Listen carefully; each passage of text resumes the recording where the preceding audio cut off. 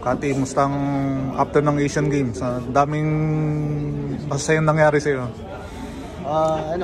Sobrang blessed and yun nga, daming opportunities and sobrang blessed lang after Asian Games and then nakapagbakasyon then after Asian Games. Second Baby number 2. Oh. Congrats. Yun yung pinaka-blessing talaga sa after Asian Games. Nalaman yung baby number 2. Pero yun nga, back to reality kumbaga, malapit na yung season, although November 17 pa yata kayo. So, first game. So paano yung paghahandaan nyo, especially challenging yung after ng Asian Games? After Asian Games, binigyan muna kami ng off nila Boss Al, ni Coach Team. So actually pabalik pa kami sa practice. Yun nga, especially ngayon, ang daming nangyayari sa team namin, especially involving kay Justin, but wala kaming control doon. I think we have to wait and pray, especially ako. May tutulong ko lang is prayers na maging okay lang. Yun nga, nung nabalitaan yung kay Brownlee, anong unang reaction mo, anong concerns mo din? Siyempre, involved na doon yung sa Ginebra, yun. Yung una nakakagulat syempre na after nung success nung nagsaya na lahat and then pag-uwi dito may ganung balita, mixed emotions kasi yun, masaya ka pa pero at the same time malungkot ka kasi yun nga, dahil nangyari kay Justin, but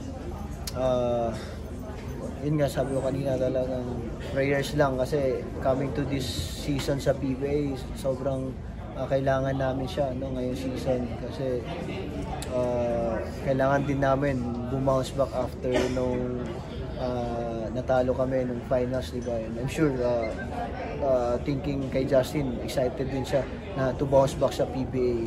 So iba din yung after winning gold medal and then maglaro kami sa PBA ulit na magkakasama and intact. So, iba pa rin yung kasama mo si Justin Brownlee sa team.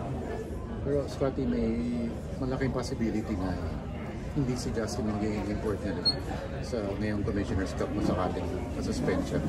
Ano na yung magiging mindset ng team na yun? May iba ka ng import na kakampi for the first time in a long time. I think para sa amin, sobrang hirap, kasi we all know si Justin nakasama na namin for how many years, especially ako personally, ang dami na naming ups and down ni Justin sa team.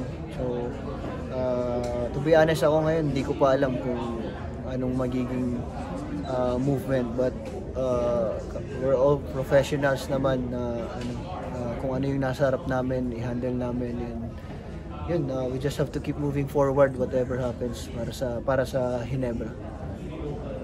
Pero Scotty, nakausap niyo na ba si Justin? Si Justin ngayon, nasa stage pa. Kumustahan lang, of course. And yun nga, meron kaming group sa Gilas group namin na after nung lumabas yung balita, talagang ini-encourage namin na andun kami for him. Kasi andun siya sa amin nung time na kailangan namin siya.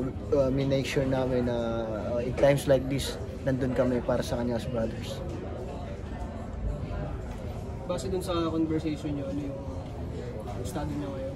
Base dun sa hindi naman namin napag-usapan yung status kung ano, basta lang, nililift up lang namin siya, and hindi rin, I think siya hindi pa siguro din alam kung ano talaga yung maging decision. Parang waiting game lahat.